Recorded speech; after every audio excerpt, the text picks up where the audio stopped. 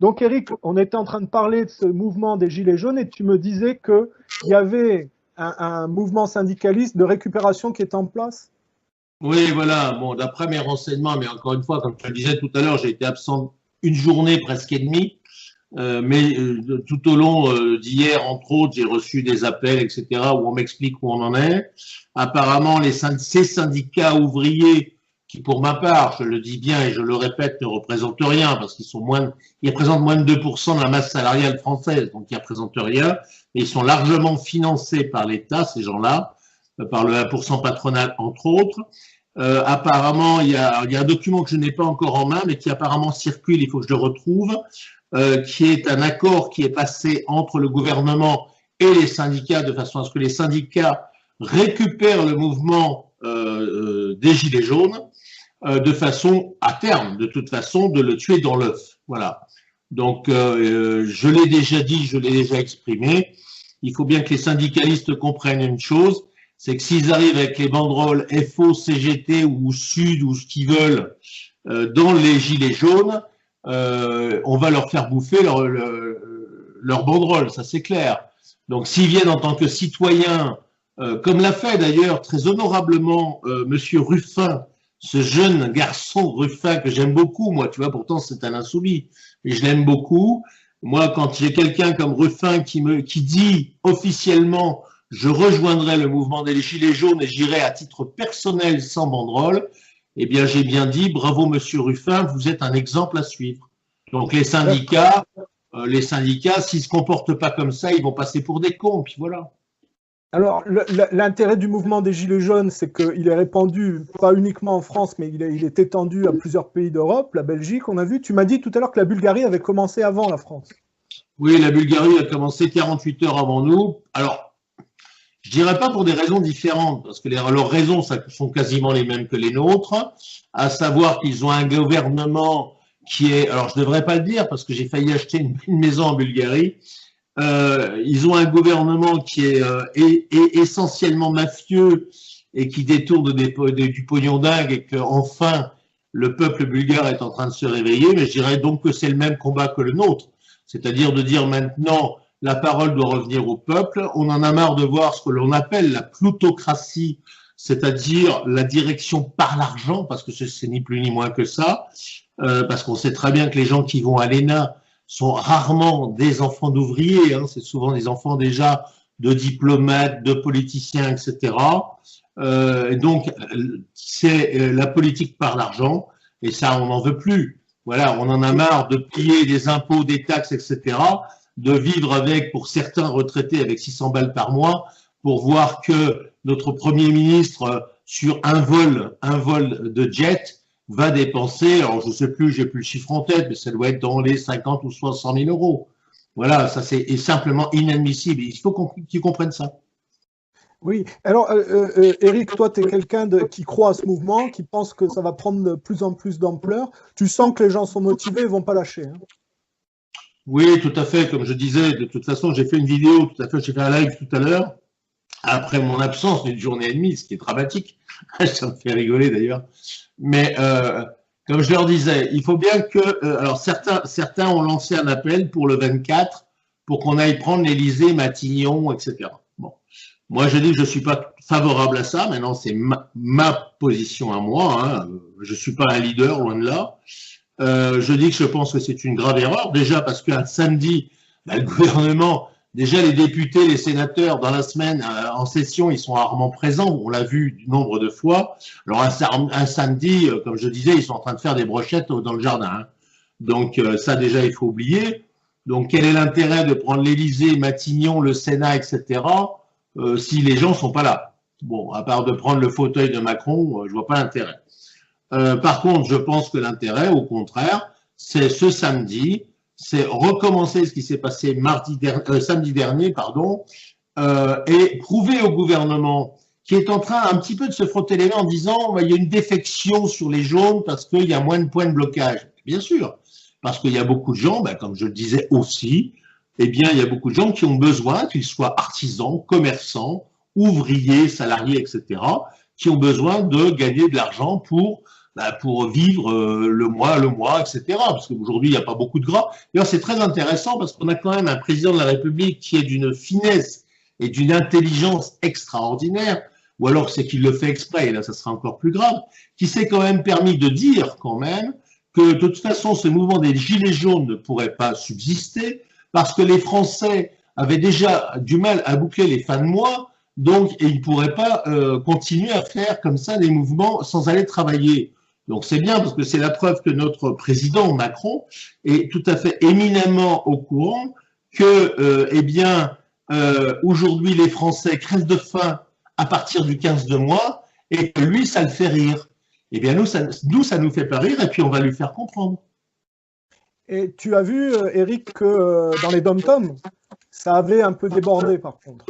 Non, absolument pas.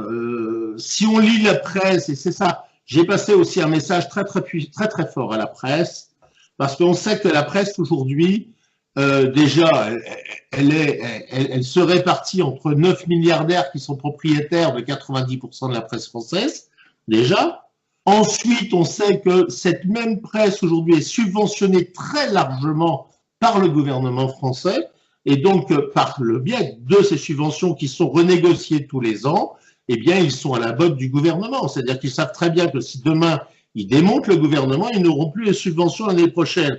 Donc, pensez bien que pour eux, les journalistes, etc., eh bien, c'est du chômage pour eux. Donc, qu'est-ce qu'ils font? Ils disent ce que le gouvernement veut bien qu'ils disent.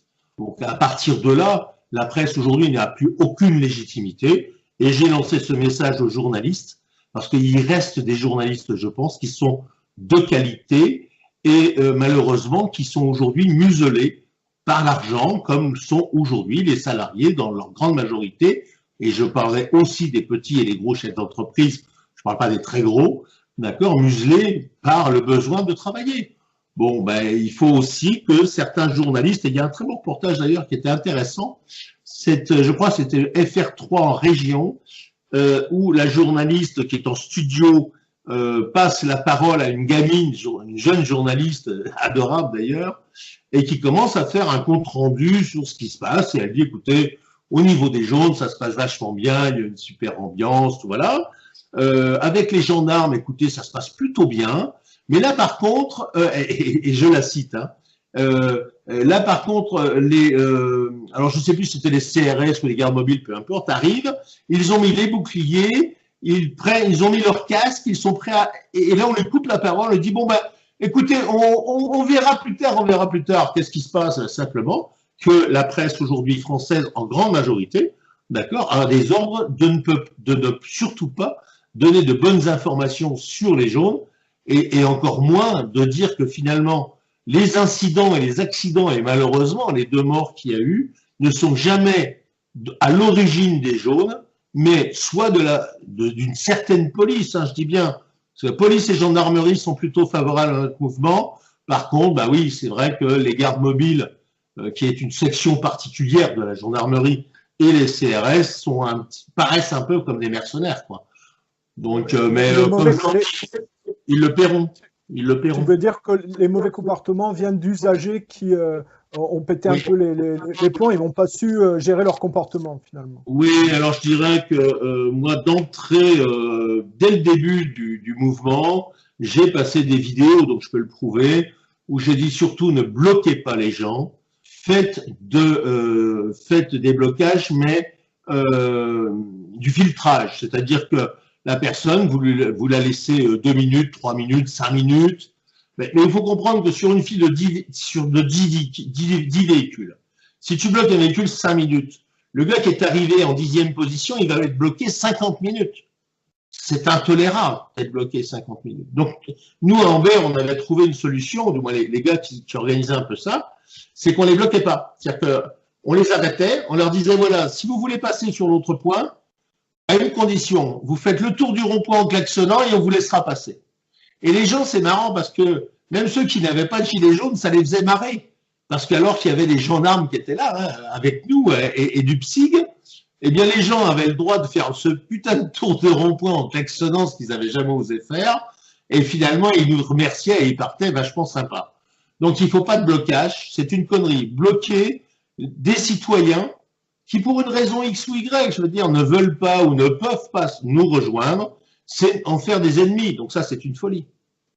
Et ce que je disais, c'est que la spécificité intelligente du mouvement des Gilets jaunes, c'est qu'il n'y a pas de leader identifiable et que donc le mouvement n'est pas sécable. C'est exactement ça. C'est ça le problème, c'est que si tu as demain un grand leader que les gens vont suivre, et c'est vrai que la majorité des gens aujourd'hui aimeraient bien avoir un leader, parce que c'est bien, on se repose sur lui, on est voilà. Il faut pas de leader. Il faut pas de leader. Si demain, dans une manifestation, moi c'est le mot d'ordre que j'avais passé, si on vient vous demander est-ce que vous êtes le responsable de la manif? Non, non, je suis responsable de moi-même. Voilà, je suis un manifestant parmi les autres. Et si tout le monde dit ça, c'est très intéressant. Pourquoi? Parce que effectivement, je les comprends, mais c'est le jeu, je dirais. Hein. Si j'étais au ministère de l'Intérieur, je ferais pareil. Une fois que tu as identifié les leaders, tu les convoques, tu leur fais bien peur, ou tu leur mets une enveloppe, hein, ça arrive des fois, et puis tout d'un coup, le mouvement va être démoli. Voilà. Alors que là, si chaque citoyen, oui, bien sûr, c'est arrivé, mais même, attention, et j'ose le dire, hein, soyons clairs, les patrons des syndicats sont achetés. Hein. Coluche aurait dit à jeter par la fenêtre, d'ailleurs. Hein. Bon, moi, à la limite, ils sont à jeter simplement.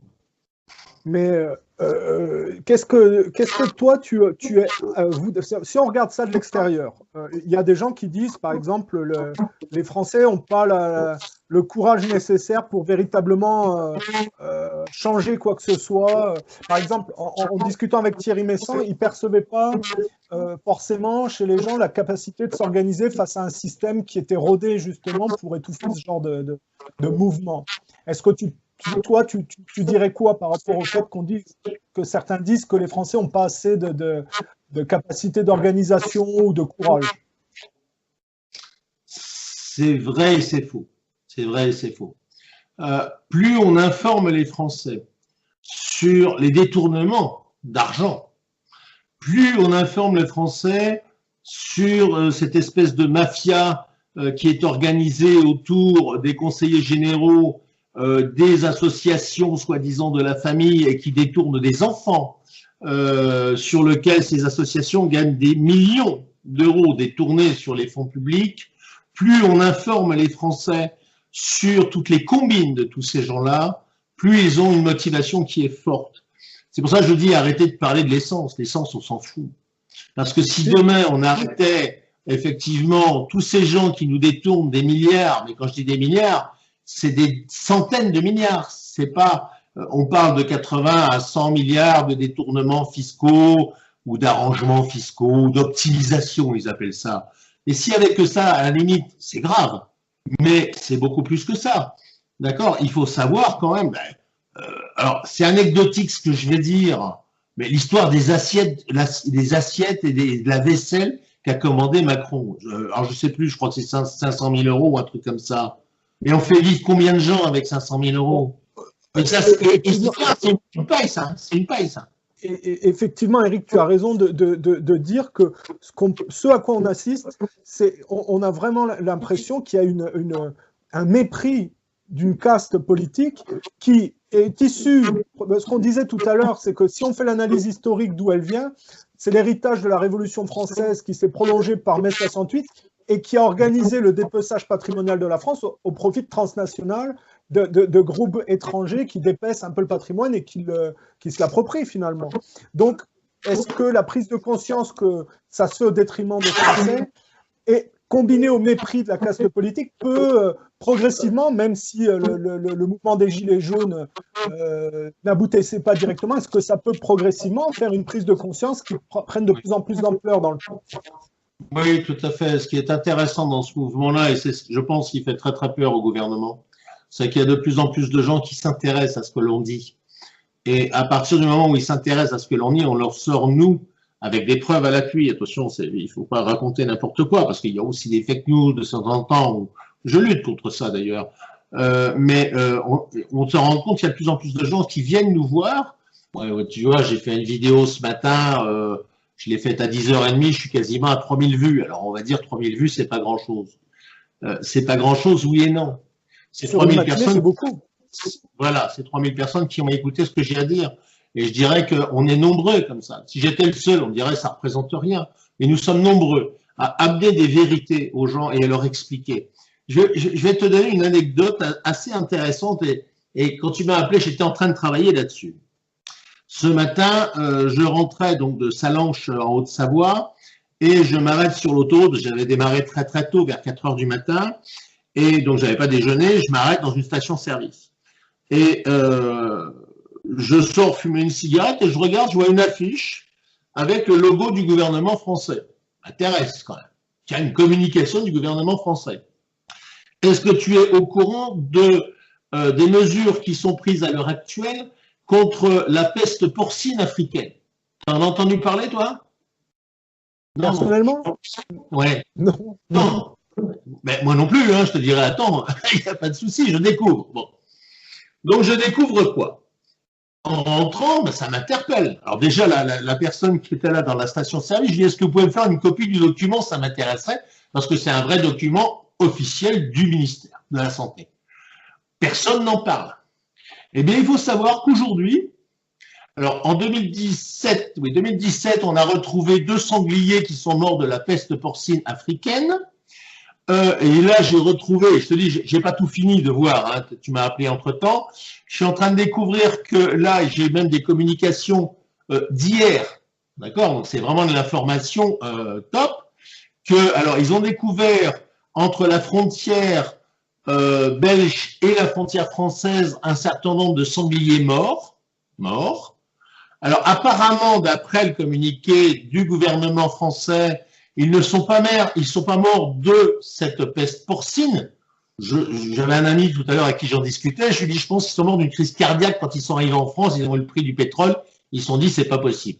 Donc non. Alors il y a en Belgique une très grave crise à tel point, tiens-toi bien, que en Belgique, alors je ne sais plus dans quel secteur, je l'ai pas en mémoire, ils ont interdit l'accès à des forêts complètes, d'accord? Parce qu'il y avait de la peste porcine. Et c'est là où est toute la problématique, justement, aujourd'hui, en France, mais aussi en Belgique. C'est la communication aux personnes. C'est qu'on nous dit que cette peste porcine africaine n'est absolument pas contagieuse à l'homme. Alors, si elle n'est pas contagieuse à l'homme, pourquoi on interdit 600 000, c'est ça, 600 000 hectares, c'est énorme, de forêt en Belgique, en limite avec la France, d'accès à toute personne hors des services sanitaires. Ça provient d'un problème. C'est une communication d'hier. Hein. C'est contradictoire. On va dire subliminalement, c'est contradictoire avec une logique pro-migrant et pro-multiculturelle, on va dire. Parce que dans la logique subliminale du rapport à l'Afrique, ça passe pas.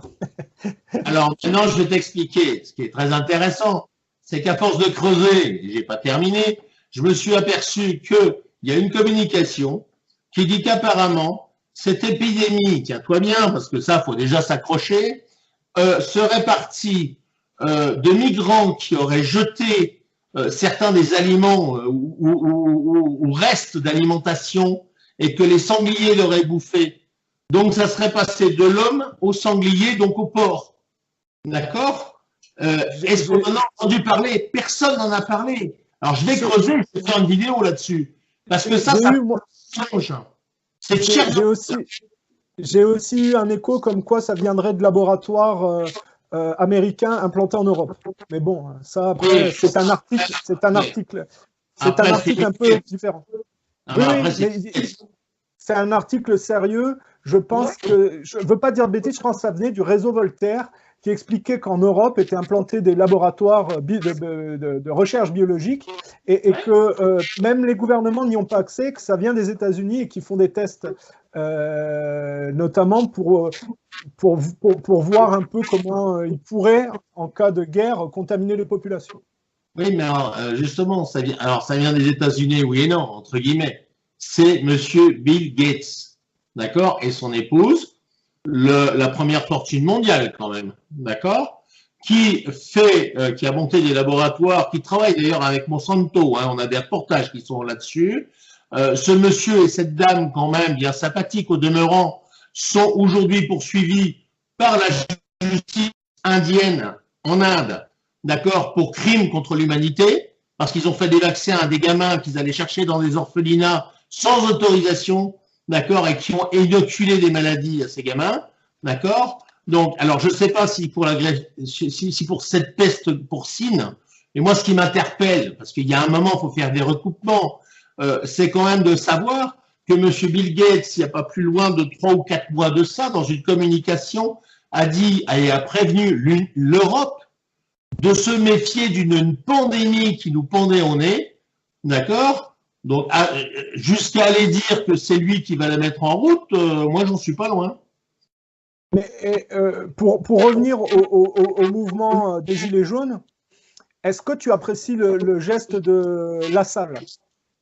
Ah oui, mais M. Lassalle est un homme extraordinaire. Et j'ai fait un commentaire d'ailleurs là-dessus sur une vidéo que j'ai trouvée. Et je vous dirais, et je m'adresse là à tous les Français, qu'ils soient votants ou pas, remarquez quand même que vous qui avez élu des députés pour vous représenter, eh bien, aucun de ces députés, de l'extrême droite à l'extrême gauche, en passant par M. Macron et ses amis, aucun n'a soutenu M. Lassalle. Il a été le seul dans l'hémicycle à porter le gilet jaune. Ils ont fait une session d'ailleurs extraordinaire de séance, d'accord, et apparemment ils veulent le poursuivre. Alors qu'ils sont les représentants des Français, soi-disant. Donc moi, tous les députés, et je dis bien tous les députés, qui ne se sont pas soulevés et qui n'ont pas mis eux-mêmes un gilet jaune ou qui n'ont pas protégé M. Lassalle, sont à condamner. C'est clair. Tous. Et tu es un peu déçu par le rapport des différents mouvements politiques avec les Gilets jaunes? Mais tous ces gens-là, ils sont à la gamelle, il ne faut pas rêver. Ils sont là pour défendre leurs propres intérêts. Ils n'ont jamais été là pour défendre le peuple, ça se saurait. C'est vrai qu'en regardant un peu l'intervention de Lassalle, qui était une intervention passive de défi au gouvernement, on voit bien quand même qu'il y a une caste politique, un mépris du peuple et que c'est un jeu et que malheureusement, quand on observe l'histoire, ce jeu souvent se termine en faveur du gouvernement, quoi. Sauf quand c'est dans le mauvais sens. Parce que mai 68, par exemple, si le mouvement des Gilets jaunes arrivait à prendre le dessus et qu'il y avait un vrai mouvement en renversement, ça serait une contre-révolution qui serait opposée à ce qu'on a vu en mai 68 ou à la Révolution française. On est bien d'accord. Mais on est toujours sidéré quand on regarde l'histoire que ce jeu entre des élites et une masse de peuple qui s'inscrit dans leur mouvement, on est toujours un peu déçu de l'incapacité du peuple à dépasser ce rapport de force. Qu'est-ce que toi tu attends du mouvement des Gilets jaunes? Alors, c'est très compliqué. Alors, il y a un mot que tu as utilisé, que j'utilise tout le temps, c'est le mot de caste. C'est une caste, il faut bien comprendre, il y a le peuple. Mais attention, le peuple, c'est aussi des gros chefs d'entreprise qui s'imaginent qu'ils vivent dans une démocratie, etc. Hein, voilà. Mais au-dessus de tout ça, il y a une caste qui sont les députés, les sénateurs. Oui, il y en a peut-être un de bien. Peut-être M. Lassalle, effectivement, est quelqu'un de bien.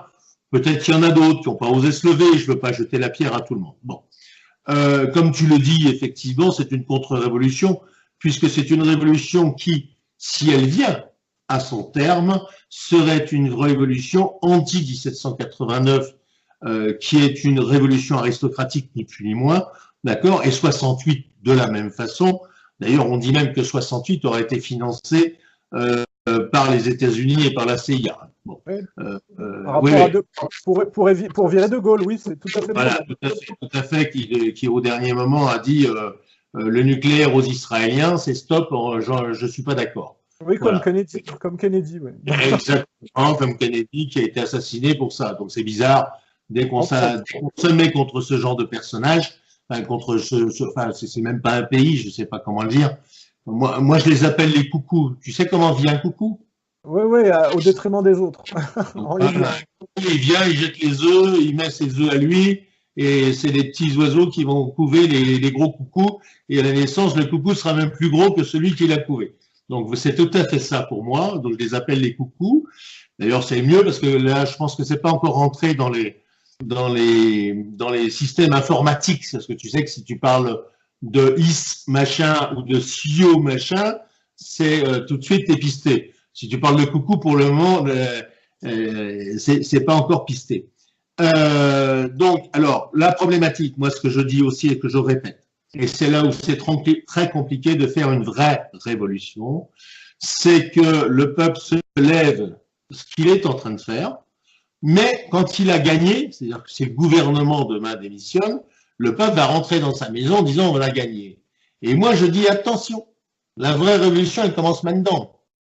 C'est-à-dire qu'une fois que le gouvernement est sorti, on a tous ces gens qui sont plus ou moins héritiers encore de 1789, donc les aristocrates, les plutocrates, etc., les syndicalistes, etc., qui vont essayer de récupérer ce mouvement-là pour récupérer le pouvoir pour eux-mêmes. C'est-à-dire qu'on recommence 1789. D'une autre façon, mais le résultat serait le même. Donc je dis qu'une vraie révolution, elle commence le jour où on a gagné. C'est-à-dire le jour où le gouvernement s'en va, eh bien il faut faire des assemblées citoyennes, des assemblées constitutives pour créer une nouvelle constitution. Il faudra être ouvert, c'est-à-dire écouter tout le monde, et démocratiquement, si ce mot-là qui n'a jamais été le cas en France, la démocratie n'a jamais existé en France, on nous a fait croire à la démocratie, mais elle n'a jamais existé. D'ailleurs, Coluche disait, si le vote servait à quelque chose, il y a longtemps que ça serait interdit. Et M. Coluche avait vraiment tout compris, lui. Hein, il avait compris que ça ne marchait pas, et c'était il y a largement plus de 30 ans. Donc voilà, donc une vraie révolution, si on veut vraiment l'amener à son terme, il faut que tous les gens qui ont profité du système, qui ont détourné de l'argent, qui ont triché, soient jugés, condamnés s'il y a lieu, mais pas uniquement condamnés de la prison, parce qu'on ne va pas en plus les nourrir pour rien. Mais toutes les sommes qui seront prouvées qu'ils auront détournées, ils devront non seulement les rembourser, mais multiplier à minima par 2, d'accord, et avec leurs biens, leurs comptes en banque, etc., bloqués jusqu'à remboursement de la dette. Je vous donne un exemple. Donc un gel des avoirs. Pardon? Un gel des avoirs, alors. Un gel des avoirs. Je vous donne un exemple. Il y a une dame, j'ai perdu son nom parce que je m'en fous, qui a payé, entre autres pour son fils, 40 000 € sur les comptes publics de taxi. Cette dame a été virée de son poste, c'était à tout le moins, d'accord. De mémoire, elle a été condamnée par la justice à rembourser 7 000 € sur les 40 000. Donc ça se passe bien quand même. Hein. Elle s'est payée 40 000 € de taxi, elle a remboursé 7 000. Et elle a été interdite pendant 6 mois de fonction publique. Et aujourd'hui, on lui a redonné un poste mieux payé que le premier. Est-ce que ça, c'est de la justice? Eh bien non, ça, c'est pas de la justice. Eh bien moi, une dame comme ça, c'était non seulement elle remboursait les 40 000, plus 40 000 d'amende, plus une peine de prison. Et en plus, interdit de fonction publique. Ah oui, voilà. Ah, il y a un bug. Enfin voilà, c'est ma façon à moi de voir, si tu veux, la suite de cette révolution en cours, si toutefois elle devait arriver à son terme. Donc pour toi, tu espères que les Français vont briser la chaîne de malédiction de l'incapacité de surmonter les élites. Tu penses qu'ils peuvent, par l'accumulation de mépris et d'injustice, sentir que le fil résiduel élitiste n'est pas à la hauteur pour les bloquer. Et à ce moment-là, il pourrait y avoir un changement. Alors, je te dirais que je l'espère, mais d'un autre côté, c'est un peu ce que je disais tout à l'heure, ce qui me fait très très peur, c'est que les Français, mais pas que les Français, mais nous parlons aujourd'hui des Français, aiment avoir un chef. Ils aiment avoir un chef, ils aiment avoir un guide, ils aiment avoir... Voilà. Et c'est-à-dire qu'à partir du moment où ils vont trouver quelqu'un qui va bien leur parler, qui va bien savoir leur faire briller des idées novatrices, machin, etc., j'ai peur qu'ils se laissent séduire et de nouveau escroquer, parce qu'ils se feront escroquer à nouveau. Évidemment, je pourrais te parler d'une certaine franc-maçonnerie, d'accord, et éventuellement aussi de certains sayanim, enfin des sayanim, donc d'Israël et de l'influence d'Israël qui est grandissante. On sait qu'aujourd'hui la France est le pays le plus marqué par le sionisme à travers ces sayanim, etc. Voilà, ces représentants qui sont des sayanim. Donc voilà, alors Et je dis bien, attention, parce que souvent les gens confondent complètement entre juifs et sionistes, et ça c'est une très très grave erreur. Je ne suis absolument pas antisémite et je me réclame de ça, absolument pas. Mais par contre, je ne supporte pas qu'aujourd'hui, et je le dis souvent, la politique française n'a absolument pas à être sous domination, qu'elle soit russe, et pourtant j'ai beaucoup d'admiration pour M. Poutine, Oui, pour Trump, que je défends énormément aussi, d'accord, pour Netanyahou ou pour qui que ce soit. La politique française, c'est à la politique française, c'est-à-dire qu'elle doit défendre les intérêts du peuple français, ce qui n'est absolument pas le cas à l'heure actuelle. Alors, on peut dire que si on veut donner plus d'arguments, on peut penser que les gens sont pas assez, ne font pas assez d'efforts pour comprendre la situation et être réellement conscients des enjeux. J'ai expliqué un peu, c'est que c'est vrai que les gens, ils s'arrêtent un peu à quand on touche leur porte-monnaie ou quand leur niveau de vie descend. Mais ils ne cherchent pas véritablement le travail historique et les causes qui leur permettraient d'avoir une motivation plus lucide. Ce que je veux dire par là, c'est que, imaginons qu'on arrive à la fin d'un jeu de dupes de la guerre au terrorisme et qu'il faille payer la facture. On voit que la génération de mai 68 est en train de saboter le travail et de faire payer aux Français la fin, c'est-à-dire la dette accumulée sur l'impôt sur la guerre au terrorisme. Les pays anglo-saxons sont en train d'en partir. Par exemple, le Brexit pour l'Angleterre, Trump pour les États-Unis. Les seuls pays qui continuent dans cette imposition, c'est la France. Et on le voit d'ailleurs, le gouvernement achète de la dette américaine en masse. Quand vous achetez des bons du Trésor, des bons du Trésor américain, aujourd'hui, vous achetez de la dette puisque c'est un pays qui est à plus de 100% d'endettement. Et les Russes vendent la dette américaine et achètent de l'or. De nombreux pays le font.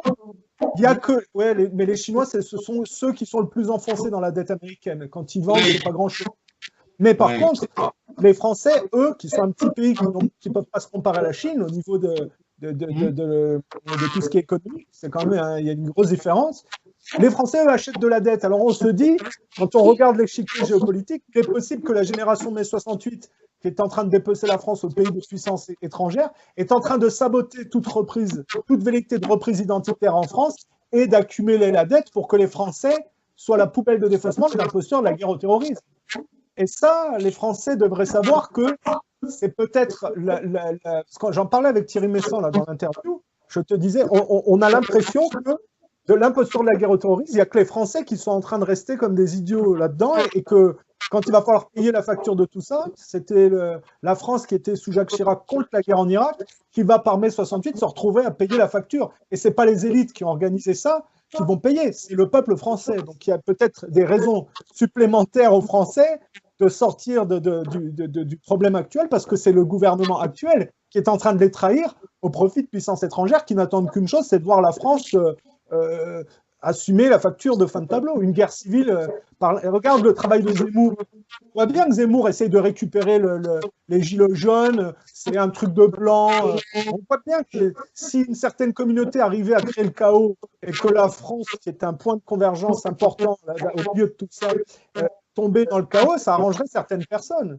Je veux dire, on a vu que le Parti socialiste, ils ont fait venir le Qatar, l'Arabie Saoudite, ils ont fait venir des vagues d'immigrés et qu'ils pourraient faire un chaos en France sur le diviser pour mieux régner, entre les identitaires, les vagues d'immigrés, le discours pro-sioniste. Vraiment, la France est au centre de la tourmente, quand même, on a l'impression. Il y a des enjeux qui se jouent.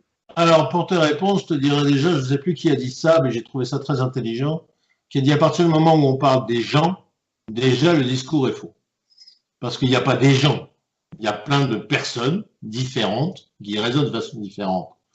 Mais moi, je ne peux pas, et je le dis souvent, je n'en veux pas absolument aux Français d'être dans l'ignorance.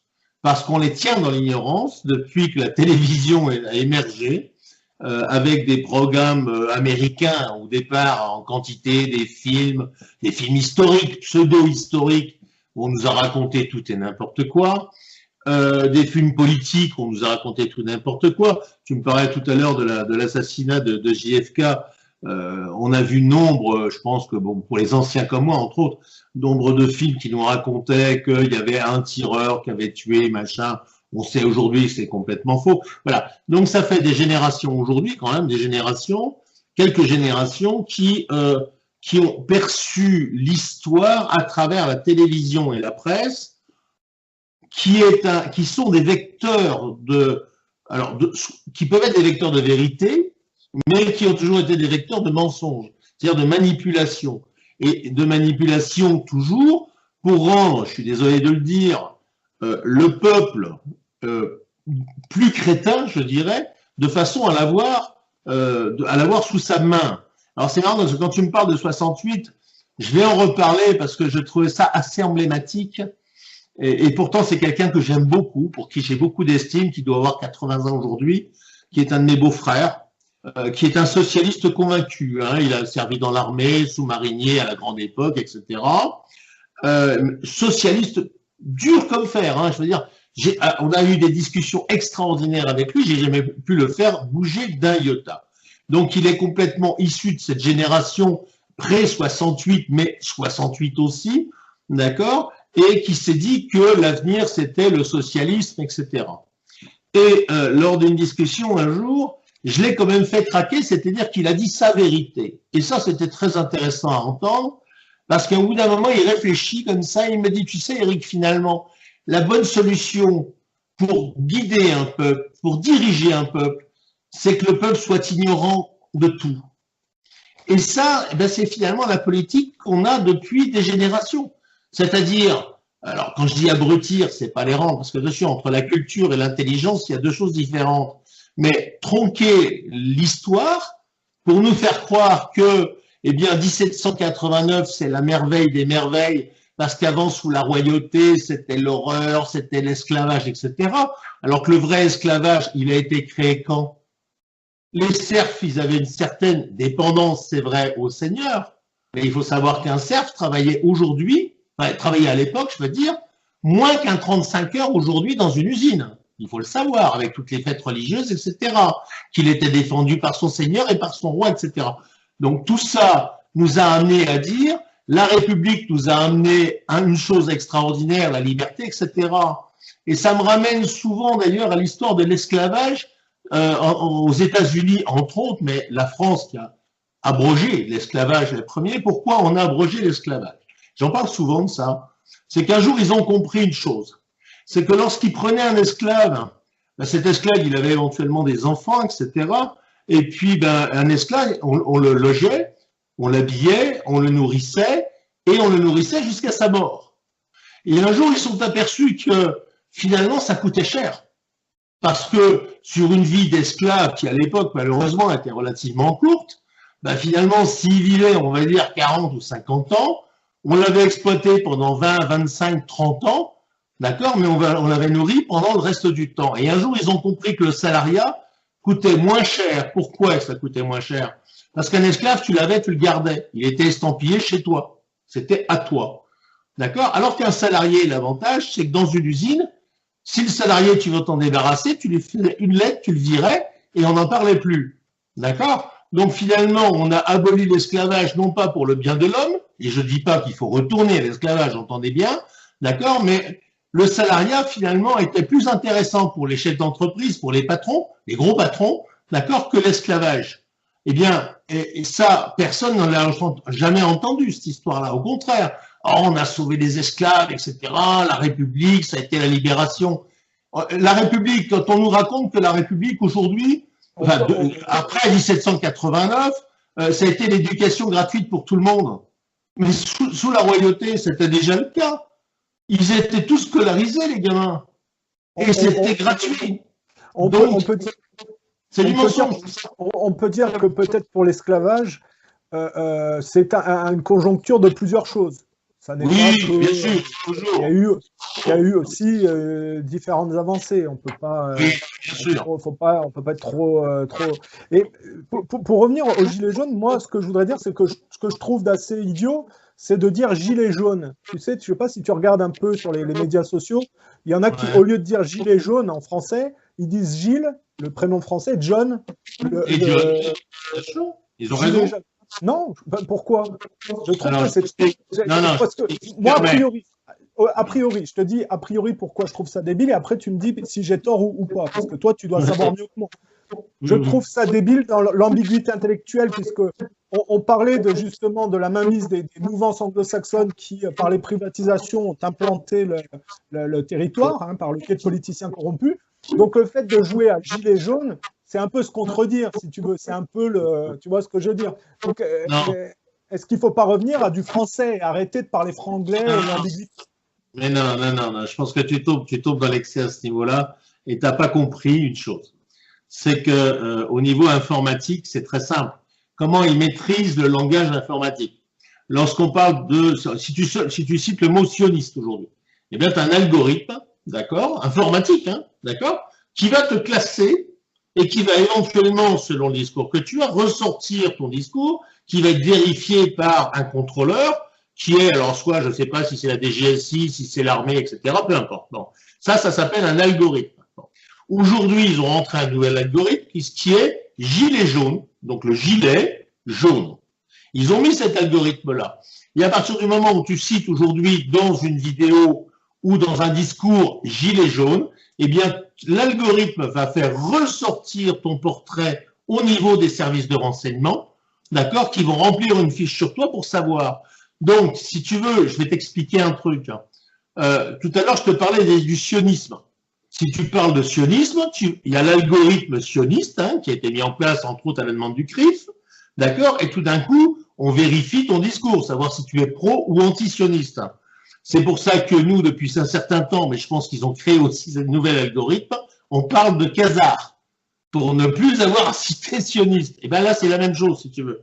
Alors, ça n'a rien à voir avec de l'anglicisme, Jim et jaune, d'accord, mais c'est du point de vue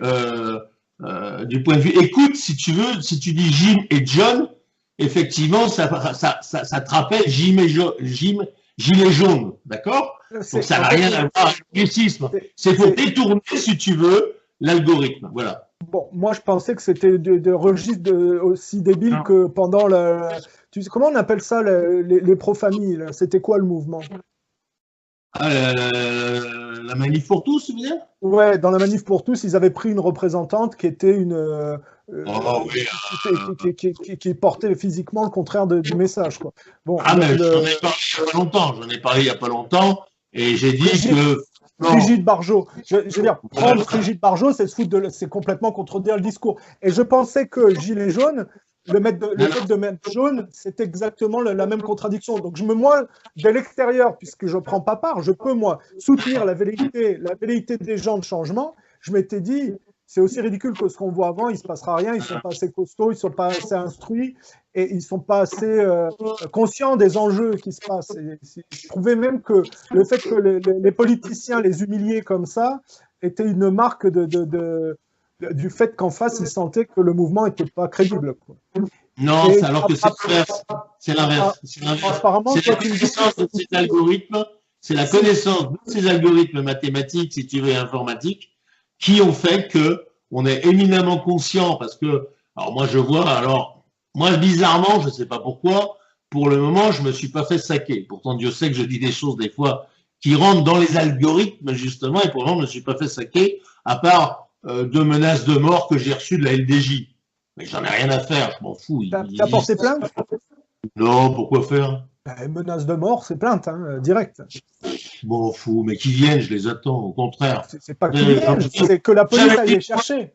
Non, attends, mais ils iront jamais les chercher. Attends, c'est eux les patrons. Oui, mais attends. Mais non, au moins, tu as fait la démarche de porter plainte. C'est la responsabilité de la police de ne pas faire son travail après. C'est pas la même chose. Ça sert à rien. C'est de l'argent, c'est du temps qui ne sert à rien. Voilà, la LDJ est interdite même en Israël. Même en Israël. Elle est interdite aux États-Unis. D'accord? Comme mouvement terroriste. En France, c'est autorisé. D'accord? Attaque-toi quelqu'un de la LDJ en justice, mais le juge, attends, il bouffe avec le patron du CRIF le soir. Non, faut oublier. Je te dis, c'est pour la forme. Tu devrais faire les démarches de porter plainte. Moi, je préférerais qu'il vienne. Voilà.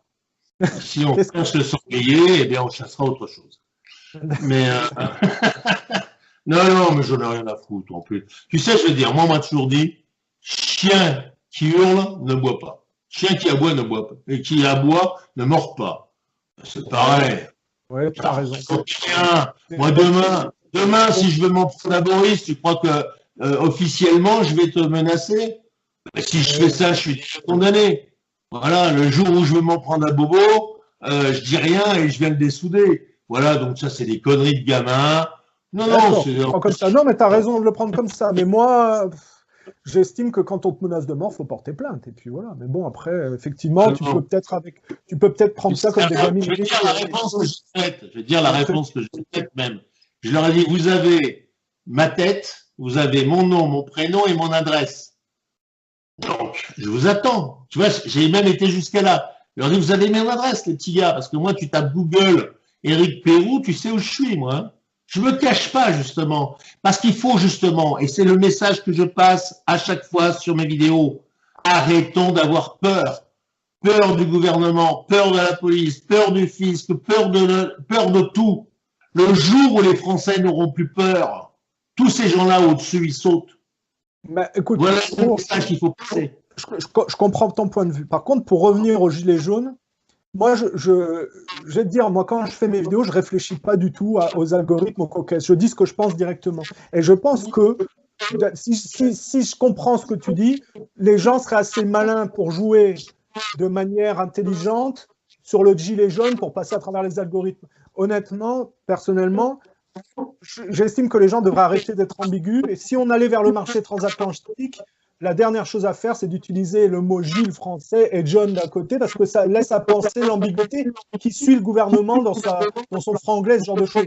Donc moi, je dis, il faudrait que les gens arrêtent d'être ambigus s'ils veulent être sérieux. C'est ça que je veux dire.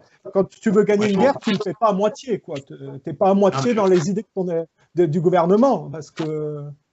Tu es en train de dire ça à Éric Pérou, si tu veux, qui non seulement se cache pas, dit son nom, monte sa gueule et parle de sionisme et de machin, etc. Donc, s'il y a bien quelqu'un qui se cache pas, c'est moi. Donc, je suis d'accord avec toi. Mais tout le monde n'est peut-être pas aussi fou que moi. Moi, je suis fou, je le dis et je m'en réclame. D'accord. Moi, j'ai discuté avec toi. J'ai discuté avec toi assez souvent pour voir que tu as été sain d'esprit et qu'il n'y a pas de problème de ce côté-là. Après, il y a peut-être un côté d'Éric Pérou que je ne connais pas parce qu'on se connaît que par Internet. Peut-être que quand on ne se parle pas, tu es différent. Mais dans les discussions, tu es intelligent, c'est censé. Donc, à mon avis, tu ne peux pas être un taré. Donc, il ne faut pas non plus dire que tu étais fou. Pas la ça dépend quelle est ta folie. Hein. Tu sais, on peut être moi, j'ai été interné 3 fois. Hein. J'ai été interné 3 fois et je le dis. Et j'en ai pas peur. On peut être poussé à bout par un système, on peut être provoqué. Oui, bien sûr. C'est pas la même chose. C'est pas la même chose que d'avoir un problème pathologique. Tu vois ce que je veux dire? Oui, non, mais je suis tout à fait évidemment d'accord avec toi. Tu l'imagines, d'accord? Puisque c'est même moi qui ai limogé le psychiatre en lui disant vous n'avez rien à foutre là. Si vous venez juste pour me demander si j'ai pris mes médicaments, si j'ai bien dormi, pour prendre 35 € parce que vous avez poussé ma porte et la refermer et en voir 20 comme moi, c'est-à-dire prendre 700 balles par jour, j'ai pas besoin de vous. Bon, donc tu vois que je suis été quand même relativement sain d'esprit. Bon. Mais, non, mais quand je dis je suis fou. Tu as peut-être moins à perdre que les jeunes qu'il y a aujourd'hui, c'est ça que tu veux dire. Ah, ça a été coupé. Eric, attendons 2 secondes. Je ne t'entends plus. Lié au réseau survenu. T'as été coupé, Eric. Alors attends 2 secondes. Ouais, j'ai vu qu'on a été coupé, ils nous ont remis. Qu'est-ce que tu disais alors? Oui, non mais voilà, non mais moi si tu veux, par rapport, j'ai été chef d'entreprise toute ma vie, donc toute ma vie on m'a dit mais toi t'es un taré, pourquoi tu fais pas fonctionnaire? Et alors mon ex-femme voulait absolument que je devienne fonctionnaire ou salarié au fixe. Et voilà, moi je suis quelqu'un d'entreprenant, donc quelque part pour certains ils disent ouais Pérou il est fou parce qu'il entreprend des choses. Quand j'ose parler comme ça, bon devant toi aujourd'hui, mais sur des vidéos, mais nombre de gens, mais qui m'appellent en me disant mais Monsieur Pérou, vous devriez pas dire certaines choses parce que vous savez vous allez vous mettre en danger. Je m'en fous. Ça s'appelle la liberté d'expression. Mais ensuite, c'est aussi, t'es arrivé, t'es à la retraite, on est bien d'accord, donc tu te mets au service de ce que tu penses être juste. C'est ça l'histoire. Je suis pas à la retraite, je suis au RSA. Mais t'as arrêté de travailler. On peut dire que tu as choisi d'être à la retraite d'une certaine manière. Non, la retraite, ça voudrait dire que je touche ma retraite, que je devais retoucher normalement à 62 ans. Et il y a 3 jours de ça, en session nocturne, le Parlement a validé un nouveau décret de notre cher président qui fait que je ne serai plus à 62, mais à 63 ans maintenant. Ils m'ont fait perdre un an, tu vois. Voilà, ça c'est le gouvernement, tu vois, personne ne le sait, ça. Alors, peu de gens savent. Tu fais bien de le dire. Alors, le gouvernement, avec son mépris, fait passer en rajoute une couche. Là, on a vu ce matin, ils ont fait le service militaire universel, ils l'ont rétabli, alors que ça avait disparu depuis 97, je pense, hein, si je me trompe pas dans les chiffres. Chirac l'avait arrêté. Sous Chirac. On voit que le mouvement étudiant bloque un peu les lycées. Si ça passe pas cette fois-ci, peut-être que l'accumulation d'injustices. Là, moi, je vois, par exemple, il y a un flicage de plus en plus sur les réseaux sociaux, puisqu'il y a la directive européenne sur les droits d'auteur. C'est que moi, par exemple, je fais des analyses de films. Je travaille sur l'inconscient collectif en utilisant des extraits de films. Comme je ne suis pas monétisé, il est possible que mes chaînes ne soient pas supprimées, mais si, malgré le fait que ce ne soit pas monétisé, ils suppriment systématiquement l'utilisation de parties qui sont liées aux droits d'auteur, il faut être sûr que moi, mes chaînes vont être supprimées. Donc on voit bien qu'il est en train de se mettre en place quand même un système mortifère très fliquant. Je comprends que quelqu'un qui crée quelque chose et qui est inscrit dans le droit d'auteur doivent protéger son œuvre et que ceux qui utilisent ça et qui en font de l'argent doivent être sanctionnés. Je suis d'accord. Mais la méthodologie pour bloquer tout ce qui est droit d'auteur risque d'aboutir par déviation à quelque chose qui ressemble à de la censure pure et simple. Complètement. D'ailleurs, moi, j'avais fait une vidéo, j'avais découvert un artiste que j'aime beaucoup qui s'appelle Saez, et j'avais fait une vidéo uniquement sur Saez, mais où j'avais mis qu'un extrait. J'avais pas mis la musique complète, tu vois, parce que, alors moi, bizarrement, si tu veux, j'ai jamais détourné un film. Alors si, je vais regarder les films qui sont sur YouTube, parce que je me dis dans le fond, s'ils sont là, c'est qu'ils sont à disposition. Bon, mais j'ai jamais fait de, je sais plus comment ils appellent ça. Eric, ouais. Je sais que tu n'aimes pas parce que tu trouves ça impoli, je te coupe. Tu sais que ma chaîne principale, 3,5 millions de vues, 5000 abonnés, vient d'être supprimée. Ouais, mais ça m'étonne pas. Mais c'est un peu de ma faute, c'est parce que je mettais des vieux films japonais, en noir et blanc, des années 30 ou jusqu'aux années 50, 60, et que malheureusement, pour des questions de droit d'auteur, ça m'a été refusé. Donc c'est un peu ma faute à moi, mais aussi, c'est juste à poser une personne qui a refusé de retirer, alors qu'elle s'était engagée à le faire, parce que j'avais fait une utilisation sans le savoir de quelque chose qui s'inscrivait dans le droit privé. Comme c'était une erreur, elle avait prétendu qu'elle allait retirer son truc, sur aurait sauvé ma chaîne, et elle ne l'a pas fait. Mais en tout cas, cette question de droit d'auteur, elle m'a déjà touché directement puisque ma chaîne principale a été supprimée. Heureusement pour moi, j'ai plusieurs chaînes et j'en avais d'autres avec des milliers d'abonnés et des millions de vues aussi. Mais voilà, et moi, en amont, j'ai expérimenté le problème des droits d'auteur, on va dire. Je ne dois pas être le seul.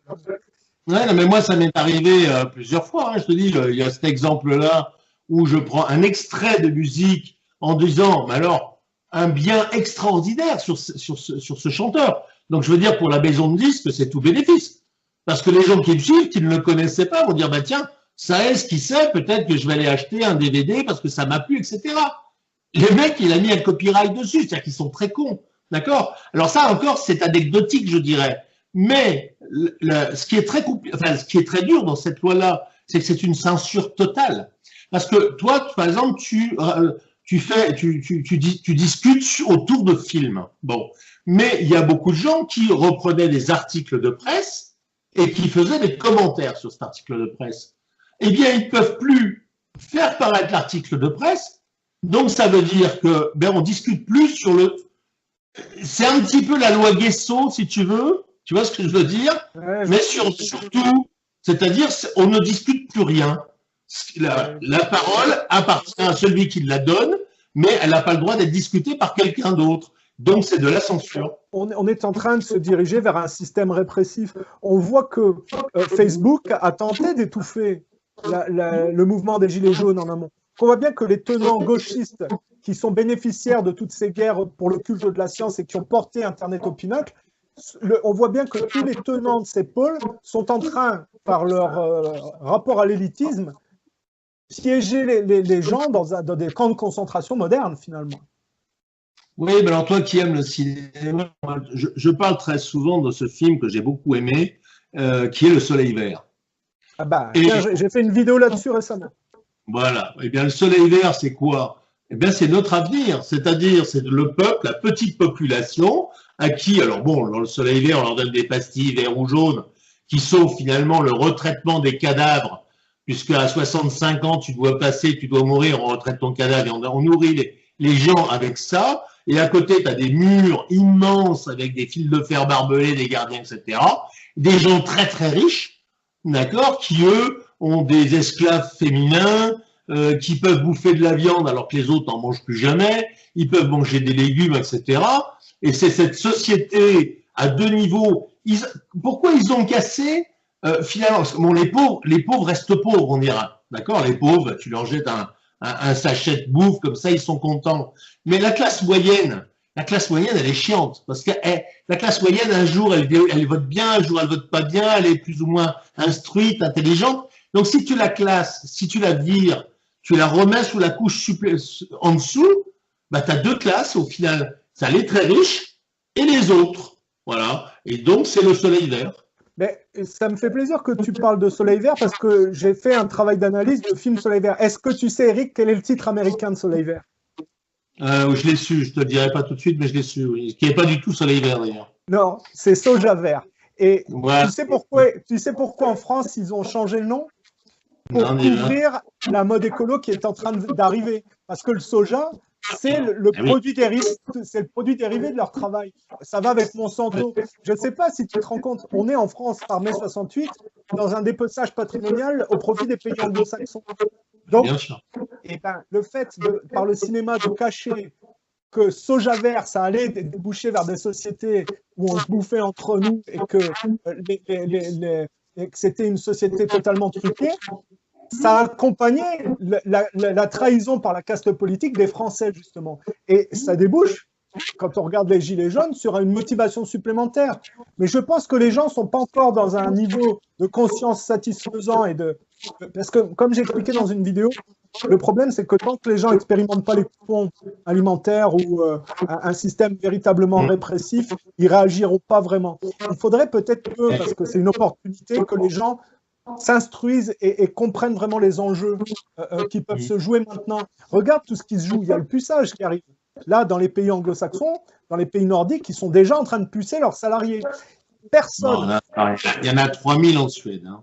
Non, aux États-Unis, en Suède, c'est en train de. 3000.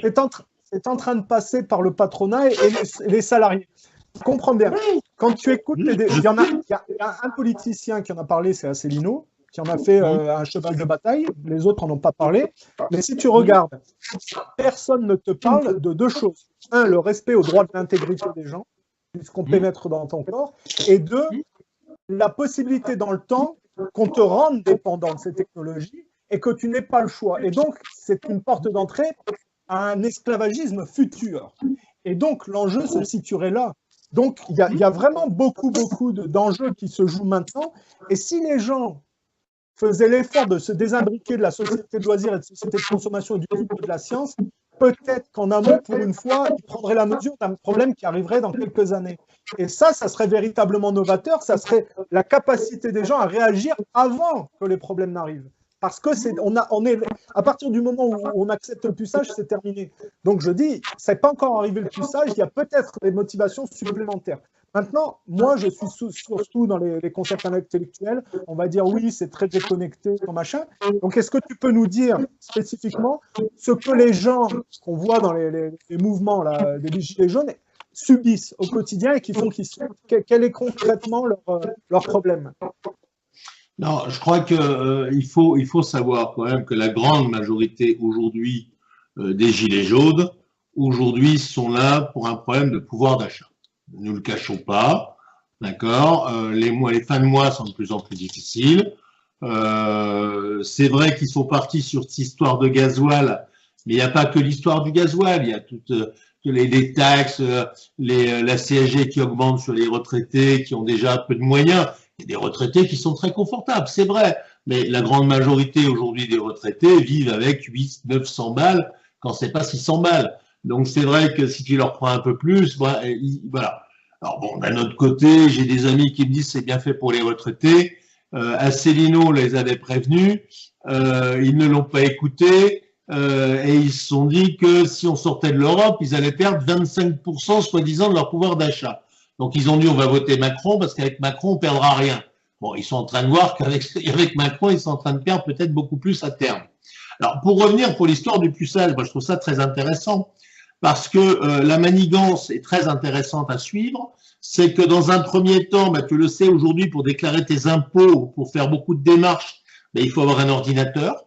Voilà, c'est-à-dire que si tu es de l'ancienne génération, c'est-à-dire les gens un peu avant moi, qui n'ont pas forcément tous une culture informatique, eh bien tu sais plus que trop comment faire. Alors tu peux le faire encore sur papier, mais ça va pas durer longtemps.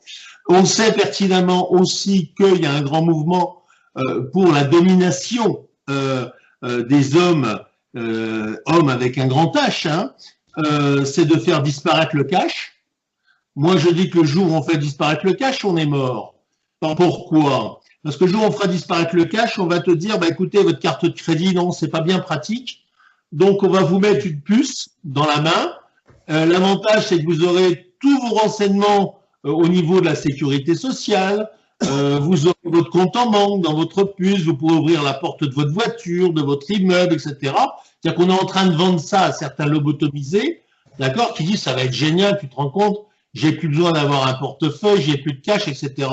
Et il faudrait quand même qu'ils ouvrent les yeux de se dire, oui, sauf que tu deviens complètement esclave d'un système. C'est-à-dire que demain, ta puce, on la désactive, tu n'es plus rien. Dans la société, tu n'as plus d'existence, ni à la sécurité sociale, ni aux banques, ni nulle part. Et c'est ça, notre travail, c'est d'informer les gens là-dessus. Si tu t'exprimes différemment du système, ils peuvent totalement ils te déconnectent. Ils peuvent te marginaliser, te foutre dans la misère, quoi. Ils appuient sur une touche et ils te désactivent, c'est fini. Moi, j'ai peur que la complaisance dans la société de consommation et le culte des technologies fait que les gens ne sont pas capables de se désimbriquer de ça avant que ça arrive. Mais parce qu'on rend les gens de plus en plus feignants, j'en fais partie, quand je dis les gens, j'aime pas ce mot-là d'ailleurs, mais on rend le citoyen de plus en plus feignant.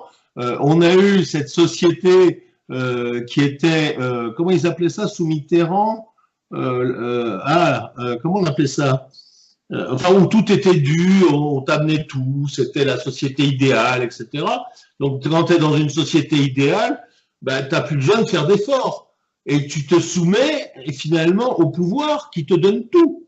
Mais donc tu deviens esclave. Tiens, un truc tout bête. Et Dieu sait que j'en suis esclave.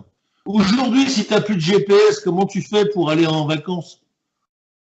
On te redonne une carte en papier, la majorité, grosse majorité des Français, et j'en fais partie, je vais être dans la merde, je ne sais même pas dans quel sens la prendre, tu vois ce que je veux dire? Voilà. Moi, je t'avoue que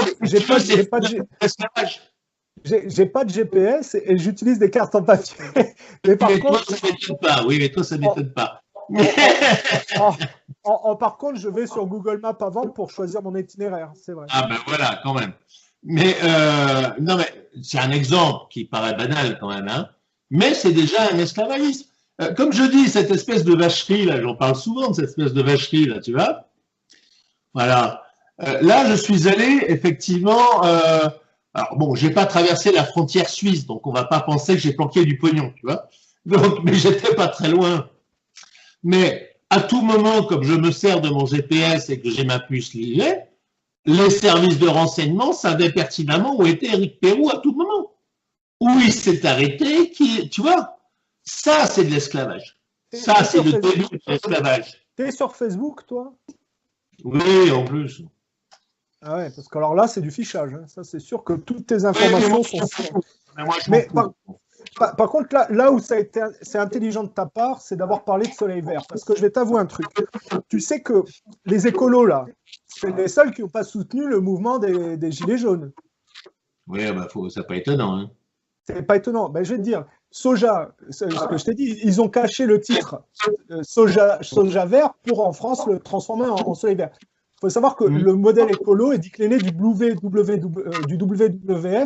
qui est mis en place par le mari de la reine d'Angleterre, le prince, je ne sais plus comment il s'appelle, le WWF, ça vient des Windsor, dont l'économie sous-jacente, c'est les Rothschild qui la tiennent.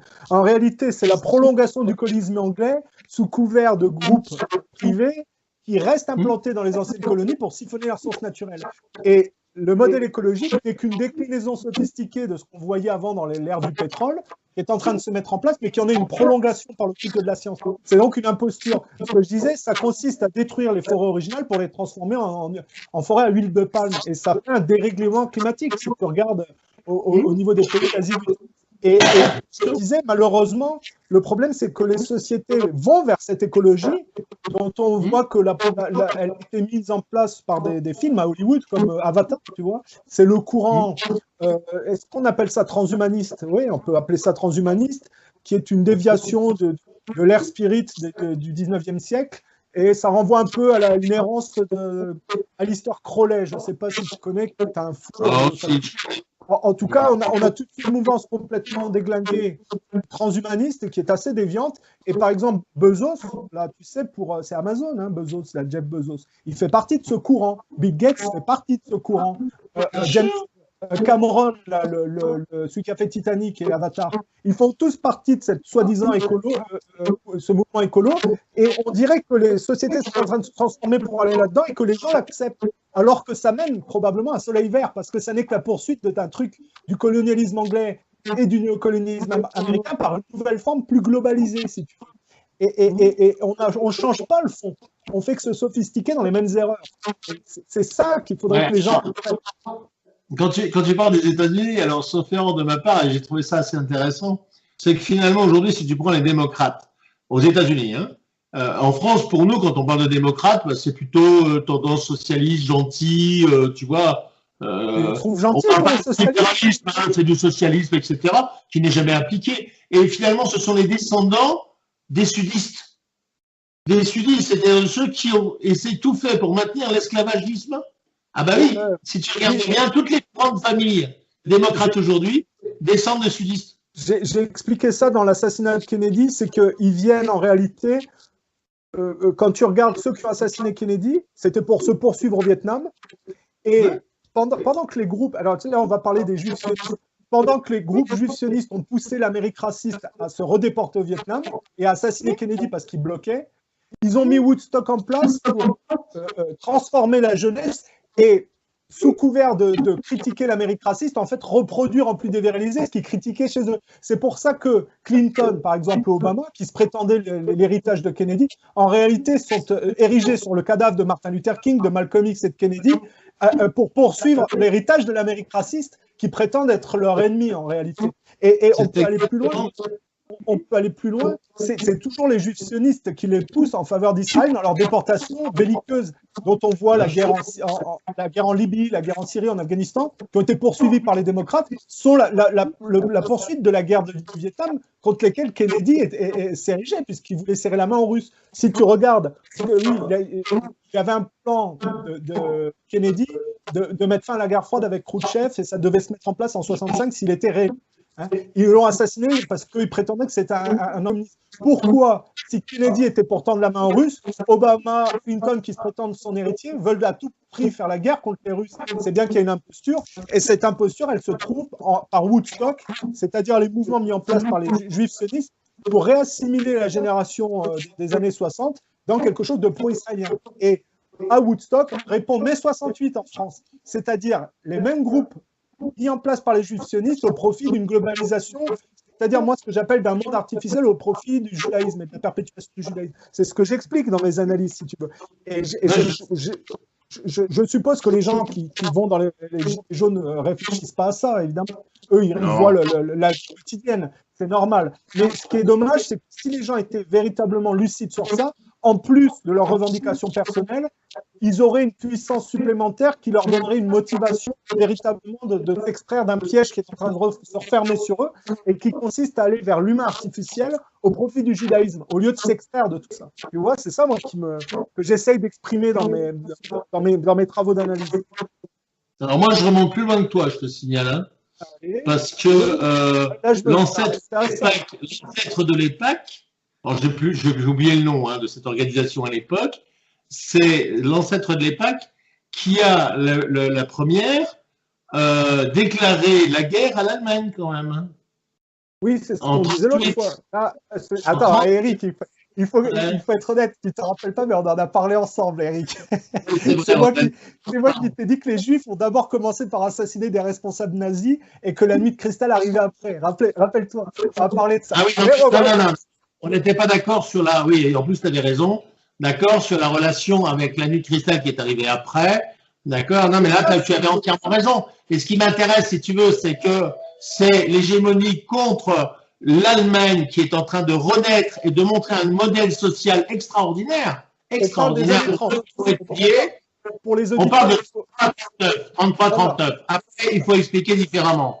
D'accord? Moi, c'est ça qui m'intéresse. Après, je m'en fous parce qu'on rentre on peut l'expliquer en plus, le reste, mais restons sur 33-39.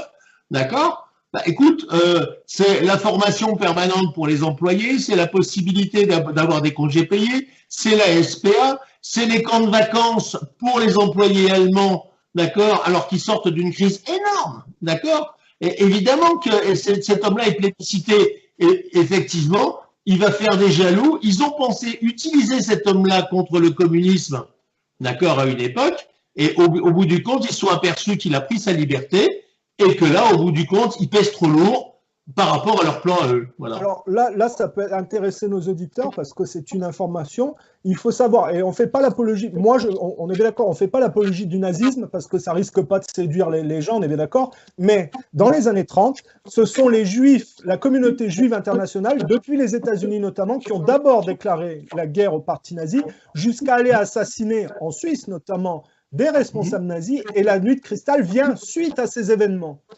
Voilà, il faut être clair. Ils vont assassiner à Paris aussi. Et bien sûr, et il faut être aussi honnête, j'ai lu cet article sur ER avant, voilà, c'est-à-dire égalité réconciliation. C'est là que j'ai eu l'information, et c'est là qu'on a parlé ensemble et qu'on a remis un peu les... C'est vrai que j'avais un décalage, si tu veux, historique, sur 2 dates. Mais voilà, bon, on va pas revenir sur cette histoire. Pour dire, si tu veux, que moi je dis une chose, alors je choque certaines personnes, mais oui et non finalement, c'est que les guerres sont toujours déclenchées par les mêmes. Oui, c'est vrai, dans un projet mondialiste pensé depuis bien longtemps. Par contre, que ce soit clair, que pour les gens qui suivent le mouvement des Gilets jaunes, il n'est pas question ici de faire l'apologie du nazisme, uniquement de faire de la réinformation sur des vérités historiques. Parce qu'évidemment, Hitler, son problème était... il a été provoqué, mais qu'il est aussi rentré en confrontation militaire, ce qui a valu à un pays qui s'était sorti de la dette, finalement, de se faire disloquer, quoi. Et évidemment, quand on parle du mouvement des Gilets jaunes, moi, en tout cas, je fais pas je regarde ce qui se passe. J'espère que les gens vont avoir gain de cause de leurs revendications. J'espère qu'ils vont aller plus loin parce qu'il y a beaucoup d'enjeux, mais toujours dans un cadre non violent. Et je suppose que tu es exactement dans le même état d'esprit, c'est-à-dire que toi qui y prends part directement, tu encourages les gens à rester pacifiques et non violents. On est bien. Ah mais de toute façon, tout à fait. Et quand certains disent que ce mouvement est manipulé, ils ont tort et ils ont raison. À savoir qu'il y a un sentiment profond d'injustice aujourd'hui des Français, des citoyens français, mais que derrière, il faut le savoir, il y a des intentions belliqueuses, et on le dit depuis déjà plusieurs années, que certaines personnes, certaines castes, on va revenir chez eux, aimeraient qu'il y ait une guerre civile européenne. Voilà. Voilà. Et pourquoi? Ben, pour reprendre main sur ces pays-là qui leur ont un petit peu échappé. Voilà. Tu parles du comportement de Zemmour? Oui, mais il en fait partie, oui, bien sûr, il fait partie du jeu. Parce que Thierry Messant, là, j'ai fait une interview, il disait qu'une guerre se préparait non pas contre la Russie et les États-Unis, mais en Europe. Ah ben moi, je le dis depuis très longtemps, hein. Je dis que de toute façon, pour moi, quand je vois les troupes de l'OTAN dans les Balkans, tiens, les Balkans, encore une fois, tu vois, qui sont soi-disant positionnés face à la Russie, je l'explique depuis très longtemps, qu'un missile, tu sais, il suffit de lui faire un demi-tour, d'accord, et le missile, il est direction la France, il est direction l'Allemagne, la Belgique, etc. Hein. C'est pas tant les États-Unis qui cibleraient, mais regarde, les États-Unis viennent de se retirer d'un traité de missiles à portée moyenne, missiles nucléaires à portée moyenne. Les seuls qui sont concernés par ça, c'est les Européens, pas les Russes ni les Américains. Et donc, on a l'impression que l'imposture de la guerre au terrorisme, c'est l'Europe qui va en être la poubelle de défaussement. Comme de toute façon, bien sûr. Parce que pourquoi on parlait des nazis tout à l'heure? Parce que comme en 14-18 ou en 39-45, c'est pas les Américains qui ont morflé, c'est les Européens. C'est-à-dire que au lieu que les Anglais payent la facture de leur déportation colonialiste et du culte de la science, pour prolonger l'imposture par les Américains, on a fait payer les pots cassés au moins pire. C'est-à-dire que les nazis aussi, les Allemands s'étaient engagés dans le colonialisme, mais moins. Ils étaient plus vertueux dans leur déportation, même s'ils étaient engagés. C'était les moins pires, et pourtant, au traité de Versailles, c'est eux qui ont été humiliés et qui ont payé la facture. Et ce que les gens n'ont pas supporté, c'est qu'Hitler sorte de la dette que les autres avaient imposée, et que la communauté juive a poussé pour que, notamment, j'ai expliqué l'histoire de Churchill. C'est un type des classes élitistes qui s'est retrouvé sur la paille et qui l'a retapé, c'est Rothschild, au niveau financier. Et donc, il a fait la propagande. Il a été clair au départ. Churchill a fait d'énormes compliments sur Adolf Hitler au départ. Hein. Et ça, c'est typiquement anglo-saxon. C'est-à-dire qu'un type dont vous allez vous servir contre les communistes, il faut d'abord faire monter la sauce.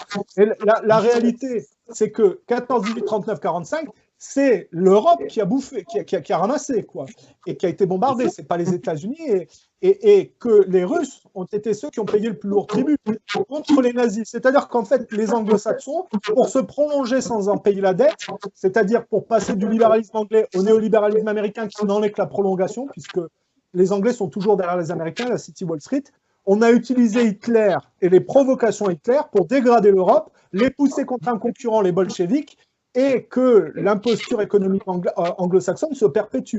Et on a l'impression, avec ce qui est en train de se mettre en place, les Anglais partent avec le Brexit, les Américains avec Trump se recentrent sur leurs économies, les Russes ont Poutine, les seuls qui sont les fesses à l'air, c'est les Européens finalement. Et que tout est en train de se mettre en place, même les élites là, qui sont en train de saboter ceux qui sont issus de mai 68 et Macron qui leur permet de se prolonger au service du système élitiste, ils sont en train de saboter toute velléité de reprise en France et de préparer leur évasion. Et que, évidemment, malheureusement, les gens, là, les gilets jaunes, les pauvres gilets jaunes, les citoyens qui ont suivi la société de consommation qu'on leur proposait, mais qui sont humiliés, qui sont dans la rue, malheureusement, ils n'ont pas conscience de ça. C'est ça, moi, qui m'ennuie. C'est qu'ils ont vraiment là l'opportunité de mettre en place des choses qui prennent, mais ils sont tellement pris dans la matrice et ils n'ont tellement pas conscience de ce qui est en train de se jouer qu'ils ne vont pas utiliser probablement cette opportunité pour véritablement amorcer un changement parce qu'ils ne sont pas réveillés à ce niveau-là. C'est ça, moi, qui m'ennuie. Il faut avoir confiance dans l'avenir, tu sais, sur énormément de ces piquets de grève, de ce qu'on appelle le blocage. J'aime pas ce mot-là parce qu'on bloque pas les gens.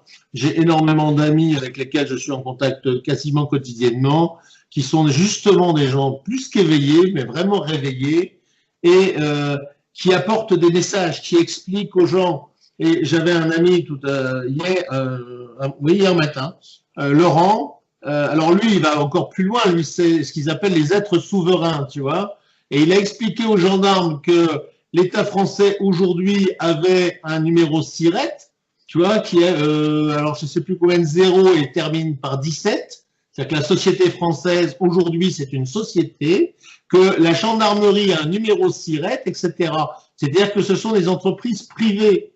D'accord? Le gendarme, il n'en croyait pas ses oreilles. Et mon pote Laurent lui a dit, mais c'est facile, moi je vous donne les références. Allez vérifier, vous allez voir que je vous raconte pas n'importe quoi. Eh bien, c'est ça qui est intéressant aussi dans ce mouvement-là. On va pas éveiller tout le monde, mais ce qui est intéressant, c'est qu'il y a de plus en plus de gens, entre autres comme moi, qui nous adressons justement à ces gens-là et essayons de leur apporter des informations précises, d'accord, sur, entre autres, on va revenir un petit peu au b.a.-ba, des détournements fiscaux qui sont diaboliques. Je veux dire, il y a quand même des scientifiques en économie qui ont fait un calcul qu'avec le PIB aujourd'hui de la France, tous les Français pourraient toucher un revenu universel de 3 000 € par mois. Attends, 3 000 € par mois. avec le même PIB que ce qu'on a à l'heure actuelle. Donc, quand tu te dis que tu vas bosser pour 1100 balles par mois et qu'en plus tu payes ton essence, que tu vas faire 50 km pour y aller, 50 km pour revenir, que tu vas te taper, comme j'ai vu en traversant Saint-Étienne, entre autres, des kilomètres d'embouteillage, donc tes parents du chez toi en plus, voilà, eh bien, c'est tout ça qu'il faut amener comme information de façon à éveiller les gens, leur dire le problème est beaucoup plus profond que ce que vous le pensez, c'est pas le prix du gasoil, c'est qu'aujourd'hui vous êtes des esclaves. Mais tu vois, pour rebondir sur ce que tu dis, on n'a pas vu les gens sortir quand c'était la guerre en Libye pour empêcher le gouvernement de faire ça. On n'a pas vu les gens sortir pour la guerre en Syrie et dénoncer l'imposture de la guerre au terrorisme. Et ils se plaignent que quand le carburant augmente. Mais il faut savoir que il faut savoir que non, parce que collectivement, ils ont profité quelque part des guerres de déportation au profit des nouvelles technologies. Le problème, c'est que s'ils étaient sortis pour empêcher les gouvernements successifs de faire ces guerres qui ont provoqué la hausse du prix du pétrole, ils n'auraient pas été obligés de sortir aujourd'hui dans la rue. C'est pour ça que chaque citoyen doit faire l'effort de s'éduquer et de comprendre la politique et le processus historique. C'est ça que je veux dire. L'augmentation du pétrole et l'esclavage que l'on a aujourd'hui au profit de, entre autres, l'Arabie Saoudite, c'est la guerre des 6 jours quand même. Je te le rappelle, hein, 1973, voilà, et comment ça, c'est pas les accords d'Évian, je ne sais plus comment c'était, voilà, où on est passé sous le diktat des pays producteurs. Moi, je suis sûr que si les gens faisaient l'effort un peu de comprendre, au lieu de se satisfaire un peu d'une complaisance consumériste, eh bien, ils anticiperaient sur les problèmes au lieu de sortir uniquement quand c'est le pétrole. Parce que je suppose que les Français ne se réjouissent pas que de voir un pays arabe en ruine et des gamins qui crèvent, si tu veux. Et je ne crois pas que les Français, s'ils étaient réveillés à ce niveau-là, ils auraient laissé Sarkozy dégrader la Libye, ou Hollande s'en prendre à la Syrie, si tu veux. Il n'y a aucune raison pour qu'un Français de base accepte ça, sauf s'il se laisse berner par les médias, justement, et la propagande de... Bon, après, comme j'ai dit, les Français, ils ont accepté, après Chirac, de se bouchiser. Donc, effectivement, ils sont un peu complices. Mais s'ils se réveillaient, ils ne seraient pas obligés de sortir aujourd'hui dans la rue, ils auraient anticipé en amont. Et malheureusement, c'est vrai que quand on est dans le monde du travail, on est un peu abéti et le soir, on ne veut pas se former, on veut se reposer, on veut écouter de la musique. Je comprends tout à fait. Mais tant que les gens n'auront pas ce sursaut, cette lucidité de sortir juste avant que ça parte en vrille, je ne pense pas qu'il y aura véritablement un changement. Un changement, ça nécessite une transformation personnelle d'abord. Ouais, mais c'est pour ça. Alors, tu vois, moi, j'ai vachement évolué sur ces 2 dernières années, que je suis finalement pour le revenu universel. Je me suis toujours présenté, pourtant, je suis quand même un ancien chef d'entreprise, syndicaliste, patron, etc. Je suis pour les 25 heures, mais de façon à ce que les gens aient le temps, non pas de se vautrer devant des télévisions avec des séries américaines à la con, d'accord, mais de se cultiver. Voilà. Mais malheureusement, tout est fait pour empêcher la culture. Regarde, je le cite à chaque fois parce que c'est la référence aujourd'hui de l'abrutissement, c'est Hanouna. Voilà, mais il n'y a pas que lui, il y a je sais pas comment l'émission, les Marseillais en Californie ou je sais pas quoi. Moi, j'ai pas la télévision, hein. Mais tout ça, c'est fait exprès, c'est pour abrutir les gens. Tu sais que dans mes vidéos, je me plaignais récemment que les gens n'utilisent pas le temps de la société de loisirs pour faire un effort spirituel, mais en fait, ils se complaisent plus dans le consumérisme de soumission au système élitiste, et que ça aussi, c'est un problème. Est-ce qu'on peut parler de consumérisme quand on gagne le SMIC? Oui, puisqu'il y a un surendettement par des emprunts extrêmement élevés. Et ben oui, mais c'est pour avoir le dernier écran de maître, pour avoir la dernière technologie. C'est ça, les gens devraient... Et ça se fait au détriment des pays pauvres, il faut bien le savoir. Alors, on va pas taper sur la classe moyenne, mais c'est l'incapacité de se désimbriquer des miettes que propose le système élitiste. Les gens se satisfont trop de ça. La classe moyenne est souvent celle qui vote socialiste, hein. Au détriment de la classe populaire, hein. Mais bon, je ne vais pas pouvoir rester très longtemps parce que tu vois, j'ai loupé déjà deux appels et que j'ai énormément de travail pour faire des messages. Écoute, c'était une conversation très intéressante. On a abordé des points intéressants. 1h24, c'est vrai, on n'a pas besoin d'aller plus. Il y a aussi chacun a une vie. Et puis, il y a les auditeurs aussi, si c'est trop long, c'est un peu dur à suivre. Oui, tout à fait.